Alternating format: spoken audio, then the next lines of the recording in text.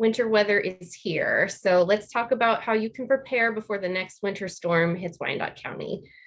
We are with the Unified Government Public Health Department. My name is Janelle Friesen. I'm the Public Information Officer. And my name is John Boling. I work in emergency preparedness for the health department as a program coordinator. All right, thanks, John. So this is pretty timely because we did just get hit by some snow, and a lot of people may have already realized they didn't have everything they needed for a winter storm coming through. How can people prepare for the next time a winter storm hits our area? Well, I think first place to start is with your home itself. I'm sure I'm not the only one here with a house that's over 100 years old. So it's a great idea to get insulation up in your attic, to maintain your roof, maintain your gutters, just have everything about your house tightened up and buttoned up and ready to keep the heat that you're pumping into your house in your house and not going out. So yeah, if it's possible, update your windows, or at least keep them closed. I have a daughter that has a problem with leaving hers open. And then in doing all of that, another great place to keep your mind is with your heater running all the time, and your hot water heater, and all these different things that could use natural gas, is carbon monoxide. So to keep smoke detectors and carbon monoxide detectors in your basements or wherever your central air system and water heaters are is another must to keep everybody safe. Also with the snow days we're in right now, you've probably got your kids at home just like I do right now. And you probably want to keep them fed. So keep a good stock of food in your house. If possible, I would invest in a deep freezer so that you can keep a good stock of food just in case you do get stuck at home for an extended period.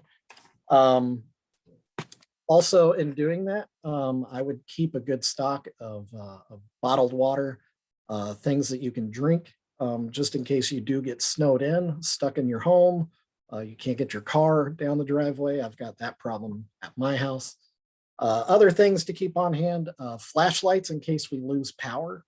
One thing we've learned about in the health department with our COVID response is a thing called a gasless generator. It's basically it's a generator, but it doesn't run on gas. It's a battery bank, but it's substantial enough that it could keep your refrigerator running or other bigger items. And it's not that expensive. You'd be surprised. And I would definitely look into that. Otherwise, keep batteries on hand, flashlights on hand, warm clothes. It's not that crazy to keep a sweater or a coat on in your house if it's cold. Some of you may be on different medications. Keep those stocked up in your house as well. You may not be able to get out to the pharmacy like you want to, so maybe have a little stockpile at home. And what you can't see just off screen here, I've got pets with me in my room right now. I've got a cat and a dog right next to me. And if worse got to worse, they need to eat too. And so it's a good idea to keep food on hand for them as well. Another thing to do is keep your phones, your tablets, your laptops, all of your technology, keep it charged up.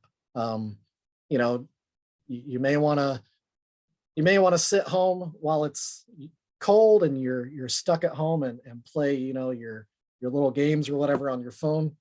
Maybe put it down for a while. Keep your phone charged, keep it safe, because if your power does go out and there is an emergency in your home, you're going to need that phone. And you might realize time could have been better spent instead of playing your little games or whatever to distract you. And in saying that, while the power is on, pay attention to the weather. Keep the news on. Keep weather apps on your phone so you can get alerts if there is something coming into your area. That's always good. The more knowledge you can have, knowledge is power. That can help you be prepared. If you have a car, keep your car well maintained as well.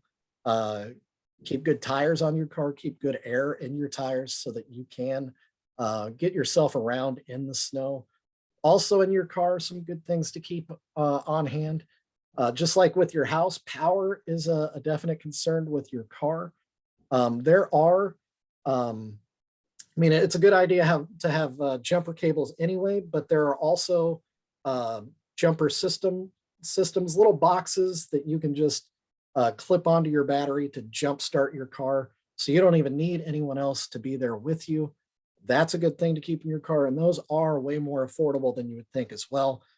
Some other things to keep in your car. And, you know, some of these might seem crazy, but the one time you need it is going to be the one time where you realize it's not that crazy.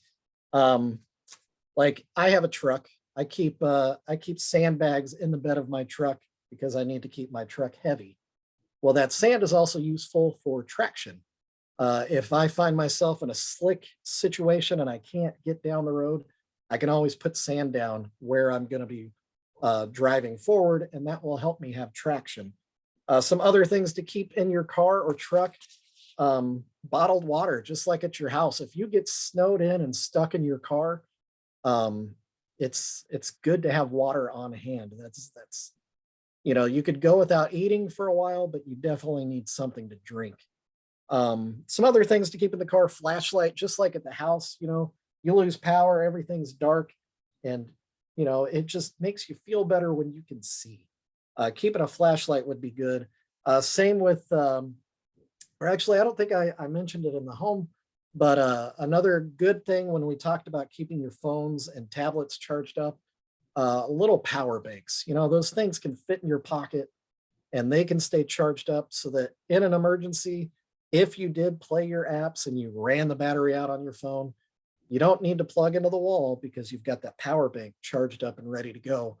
I'd keep one in the car as well, just in case. Again, you could be driving along somewhere, get stuck, and you find out that you have no power left in your phone. You can then plug it into your power bank and you're ready to make that emergency phone call. Also, other things that you could keep in the car, and it again might sound crazy, but it doesn't take up much space. You know, keep some warm clothes in your car. Tuck a sweater or a hoodie somewhere in your trunk, just out of sight, out of mind, until that one time that you need it. Another good thing, and you've probably seen them in TV and movies, are called space blankets. They look like aluminum foil. They're very, very compact and very easy to store somewhere, but they uh, they reflect your heat. And it instead of having a huge bulky blanket, you can wrap yourself in that space blanket, and it will definitely keep you warm if you find yourself in an emergency. Another thing with the car, and this is something I struggle with in my house, my household, is keep your car, keep the fuel tanked up. I in my life, I don't like to let my vehicles get under the halfway point on my gas tank, especially in the winter. A couple of reasons for that. First off, if you're in an emergency and you need to get somewhere, you want to be able to get all the way there and not have to think about stopping. So you want to be able to have as the maximum range you can on your vehicle. That means having a full gas tank. Another thing about keeping your gas tank full, as temperatures get really, really low, you have to worry about the fuel in your vehicle reacting to that temperature and not flowing through your systems in your vehicle as well as they should. If you keep your tank full, you're less likely to have freezing issues in your fuel. Um, little tip there. Um, but yeah, I think those are some of the best tips I could come up with right now. Yeah, thank you. So let's say people take these tips, they get prepared, they have supplies they need. So once a storm actually hits, how can you stay safe? Once the storm hits, like right now, my whole family is here in the house. We're staying off the roads. We have no reason to go anywhere, so we're not doing it. Um, don't go out driving just because. If you plan ahead and you have all the food that you need in your house, you don't need to be going anywhere. And it's much safer and it's better for our police and fire departments if you just stay home. Um, the less you're out on the roads in dangerous situations, well, if you're not on the roads in a dangerous situation, you're not going to get into an accident. It's pretty simple. So just stay home. If you're going outside to say, shovel your driveway or your sidewalk, which your neighbors might appreciate, and I do recommend you do, don't be outside too long. Or if your kids are out playing, limit the time outside. Those wind chills right now, they've been below zero. So your thermostat may say that it's above zero, but the wind is making it much, much colder than that. And that can be very, very dangerous.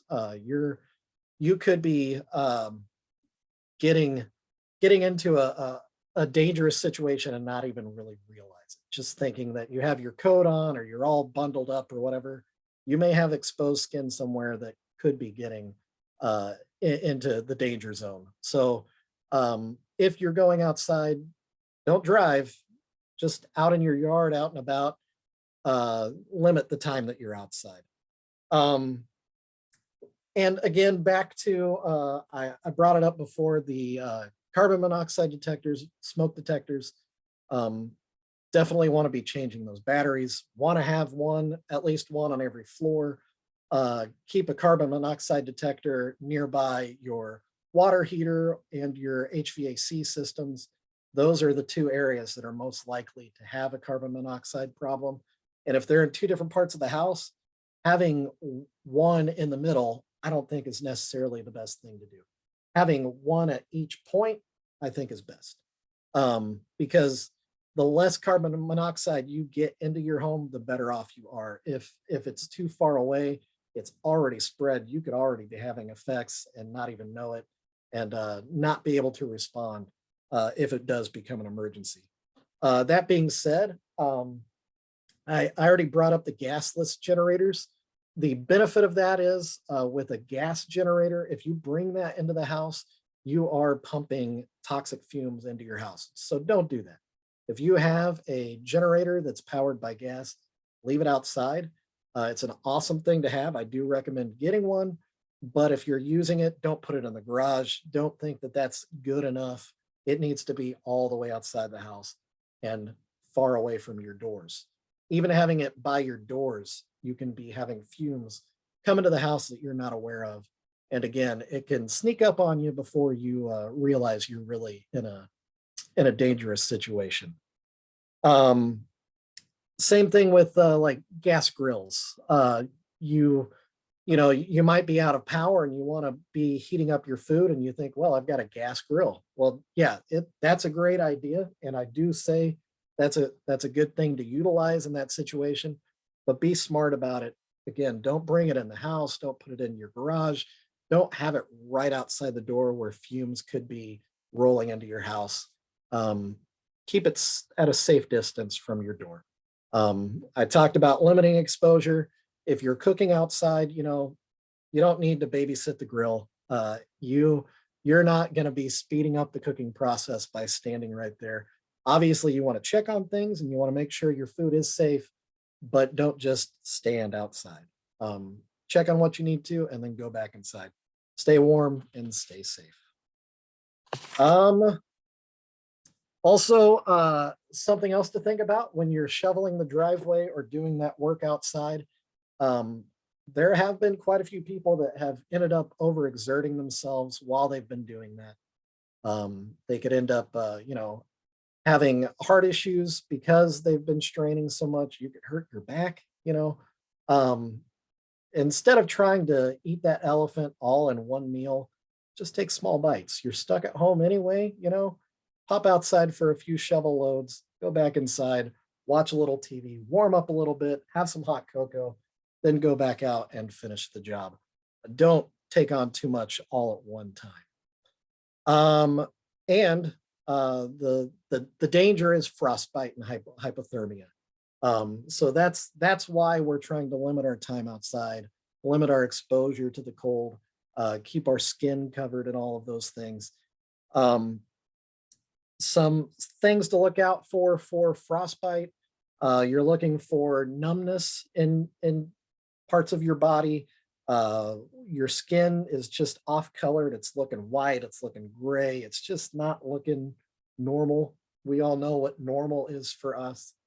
Um, and if your skin starts to get hard or kind of waxy, you need to start taking notice of those things and you need to do something about it.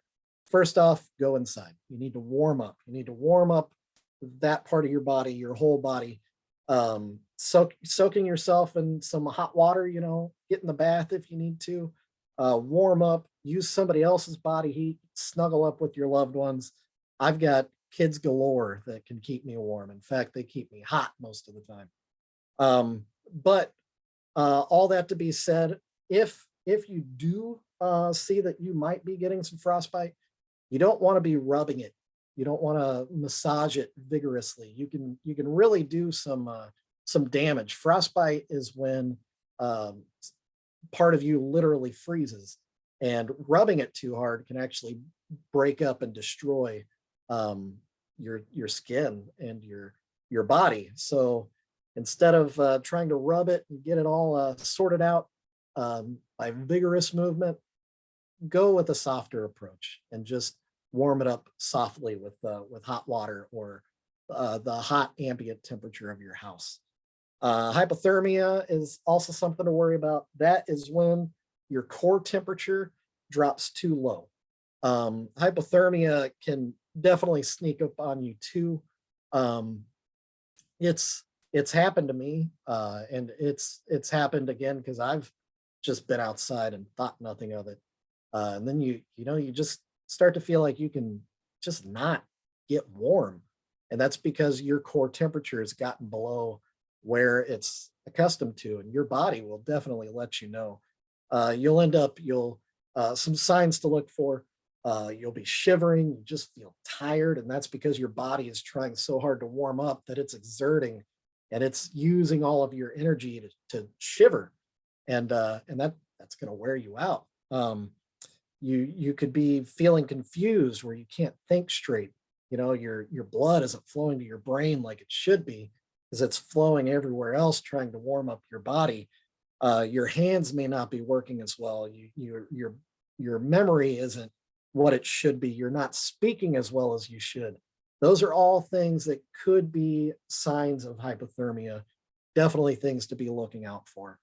If you think you might be suffering from hypothermia, just like with frostbite, go inside, go into a warm place, warm yourself up. And you want to start from the center out instead of the other way around. That may seem counterintuitive, but it's your core that is where your engine of your car, that is your body, is. And instead of worrying about the side view mirrors and keeping those warm, it's your engine that keeps the car moving. So worry about warming up your core, the center of your body first. The core would be your head, your chest, the trunk of your body. Once you've got that warm, your hands and your feet will come along naturally. So yeah, keep dry. If you're in damp clothing, get out of them, get in some dry clothing, wrap up in some dry blankets, and cover your head and your neck as well. That's where a lot of body heat gets lost, is through your face and through your head.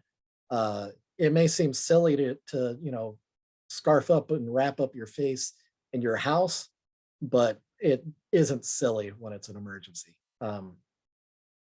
Silly is not responding. You definitely want to do the smart things that you can to keep yourself safe in a dangerous situation. And all that to be said, I've got neighbors here that are older, that are retired, um, that do struggle, and I need to be a good neighbor to them. I need to not just worry about myself. I need to think about the guy next door to me. How is he doing? Does he have food? Is he warm? Does he have uh, smoke detectors and carbon monoxide detectors? Have we ever had those conversations? Those are good things to talk about with your neighbors. We all want safe neighborhoods, and we want the Mayberry feel in our neighborhood. And the way to really make that happen, talk to your neighbor, man. Don't wait for them to come to you. It's all right to go next door. Just introduce yourself. It's not being nosy if you're asking your elderly neighbors, do they have the things that they need? That's that's caring for them. That's loving your neighbor, and that's something that we all need to be doing. And especially here in Kansas City, Kansas, we need to care about each other. We need to watch out for each other. We need to be checking on each other. Thanks so much, John. And I think we all can hope that our neighbors will look out for us and we'll look out for them. I want to wrap us up for today, but I appreciate all these tips on how to stay safe in the winter, how to prepare next time that snow rolls through. We'll put some links in the description to where people can find out more about making a plan or building a kit of supplies they need, not just for winter, but for other things. I think we all know that whether it's tornadoes or thunderstorms, stuff like that, there's other stuff we need to prepare for, and it's better to do that before it hits. Oh yeah, I definitely agree. Yeah, we live in an area where we see all kinds of different faces of weather, and snow is just one of them. Ice is just one of them. We've got plenty that we should be prepared for. So yeah, we'll have some information on our website. I know we're putting out information on like our Facebook right now. If you ever have questions, don't be afraid to call. You may not know this, but I am part of the health department. It's not just about, where you can go to get checked up on if if you're not feeling well. We also have emergency preparedness here because your your lifestyle and your living is something that the health department is concerned with as well. And part of living is being prepared for emergencies. So give us a call, shoot me an email. I would be happy to discuss any of this with anybody. Great, thanks, John. And again, we'll have some links in the description. We'll see you next time.